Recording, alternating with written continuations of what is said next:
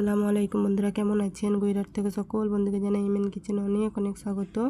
আজ আমি আপনাদের পাকা আম দিয়ে পোয়া পিঠা বানিয়ে দেখাবো। তার জন্য দেখুন সমস্ত কিছু জোগাড় করে নিয়েছি। এখানে আমি আমটাকে ধুয়ে নিয়েছিলাম, নিয়ে দেখুন খোসাটা ছাড়িয়ে নিচ্ছি। এই দেখুন খোসাটা ছাড়ানো আমার হয়ে গেছে। এরপর আমি একটা গ্রেটার নিয়েছি, গ্রেটারের সাহায্যে আমটাকে আমি গ্রেট করে নিচ্ছি।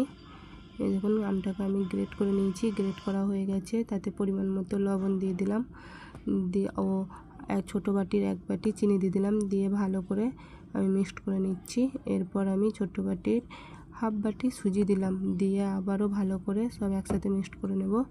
এরপর আমি অল্প অল্প করে ময়দা দিয়ে দেব। ময়দা দিয়ে আমি একটা ব্যাটার তৈরি করে নিলাম। এই দেখুন ব্যাটারটা আমার হয়ে গেছে। আমি আরেকটু ভালো করে ফাটিয়ে নেব। এই দেখুন হয়ে গেছে, আমি সাইডে রেখে দিলাম। এইদিকে ওভেনটা জেলে নিয়েছি, তাতে কড়া বসিয়ে পরিমাণ মতো তেল দিয়ে দিলাম। তেলটা গরম হয়ে গেছে। এরপর আমি একটা চামচ নিয়েছি বা চাটু নিয়েছি, তাতে করে 1 চাটু করে দিয়ে দিচ্ছি।